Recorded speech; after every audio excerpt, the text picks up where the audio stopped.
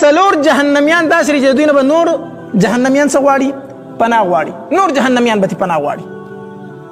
او نبی علیہ الصلوۃ والسلام فرمایي وای دا سلور قسمه جهنميان چې دوی به د حمیم او د جهنم په منځ کې منډې وهي، د ګرم اوبو او د هغې لمبو وهونکي د اور په منځ کې به منډې وهي. کله به هغې خوټ کېدلو اوبو ته ورتاویږي او کله به دلته کې دې اور ته راځي او چغې به وایي یو واویلا به پرې جهنم کې رخ کړي. دا جهنميان به راټول شي چې یو بل ته خو راباندې د جهنم عذاب دی، د جهنم عذاب دی. بل ته دې څلور قسمه خلکو نه موږ نور په عذاب کې یو، دوی زموږ په عذاب کې نوره اضافه کړې ده. نو دا جهنميان به راغونډ شي، راځئ تپوس دې وکړو چې دوی ته ولې دومره تکلیف دی؟ په دې جهنم کې خو موږ هم یو او دوی هم دي، نو دوی ته ولې دومره غټ تکلیف دی؟ دوی ولې دومره فریاد کوي چې موږ ته هم تکلیف راکړی دی؟ په دې څلورو تنو کې حدیث مبارک کې راځي یو به هغه کس وي چې په زنځیرانو کې به تړلی شوی وي، علیه تابوت من جمر، او د سروټ کو یو صندوق پکې پروت وي، خپې کو به زنځیران پراته وي او د پاسه به د اوسپنې یو صندوق وي او هغه صندوق به د سکروټو د اورو ډک وي، دا به په ده باندې بار شوی وي.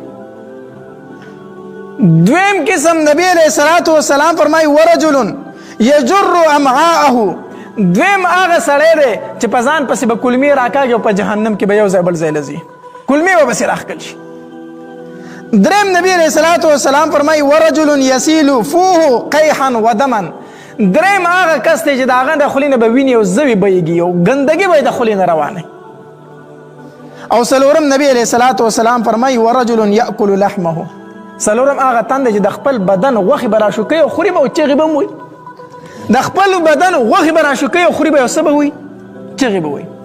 نو دا جهنميان به راټول شي په دوی پسې.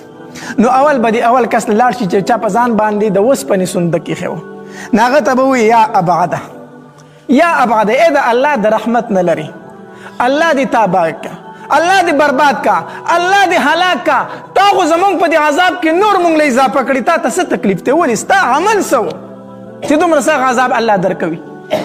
ستا کم عملو؟ نو دی به وایي چې ما به پردي حقونه خوړل، ما به څه کوله؟ ما به پردي حقونه خوړل، د چا مې پوله والې، د چا مې کور اغستی، د چا مې پیسې پټې کړي دي، د چا مې په زور ځمکه اغستې ده، ما نه دا پردی حق نه به لاندې کو. نو اوس راته دا عذاب دی چې په خپو کې مې بیړۍ پرتې دي او د پاسه راباندې د اور صندوقونه پراته دي. بیا به دې دویم ته لاړ شي او ده ته به دا جهنميان وایي ای ابعده، ای د الله د رحمت نه لري، الله دې هلاک کا، الله دې تباه کا، ای ذلیل انسانه موږ دې په عذاب کې کړي یو، تا کم عمل کړی چې به ځان پسې کلمې راکاږي، کم عمل دې کړی چې به ځان پسې کلمې راکاږي؟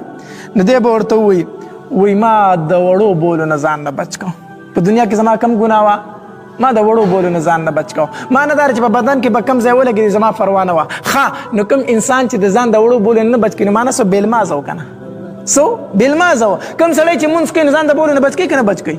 خو چې کوم سړی مونځ اودس نه کوي نو د هغه اودس د سره نه وچوي نو د هغه څه په خپو خو دې دغه واړه بول بهیږي. نو ما نه دا سړی بېلمازه و، مونځ به یې نه کو، د وړو بولو نه به یې ځان نه بچ کو.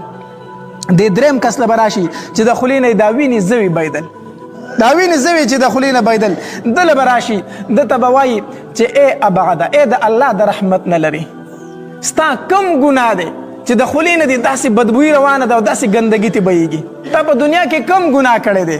نو دی به ورته ووایي زه هغه بدبخته انسان یم چې ما به د ګناه کار ولید نو ما به په هغې سره خوند اغستو، د ګناه د کار نه به ما څه اغستو؟ خوند اغستو. ای تاسو ته وایم یو ګناه کول دي او یو د ګناه نه خوند اغستل دي، دا جدا جدا ګناهونه دي، سخته ګناه ده دواړه. یو انسان دی په خپله ګناه کوي الله دې فنا راکړي، دویم دی په خپله ګناه نه کوي خو چې څوک ګناه کوي نو دی پې څه اخلي؟ خوند اخلي، خوند. زه به درته مثال درکړم، مثال به درته درکړم. دا ټي وي شو، وي سي آر شو، موبایل شوي، دا شیزونه شو، په دې کې دا ډانسونه دي او دا فلمونه دي او ډرامې دي او ګانې دي او بربند شیان دي پکې که نه؟ نو دا ګناه خو نور خلک کوي خو دا څوک چې ګوري نو دی ته هم څه اخلي؟ خوند اخلي. نو د ګناه د کار نه به ده څه اغستو؟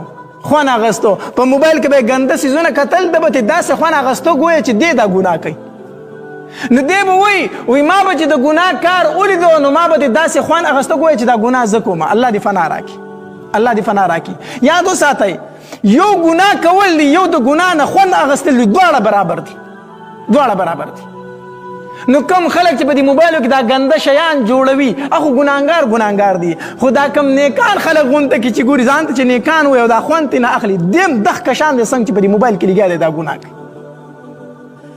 نو دی وایي زما د خولې نه چې دا ګندګۍ بهیږي دا وینې زوي بهیږي دا به ما د ګناه په کار سره ساه اخیستو خوند اخیستو. په کار خو دا و چې د ګناه کار ویني چې سړی منع کړي که نه نو ده به دې الټه ساه اخیستو خوند اخیستو. هغې څلورم کس له به لاړ شي، هغې څلورم کس له به لاړ شي چې د خپل بدن غوښې به یې په خپله خوړي او چغې وروړي به یې هم والي.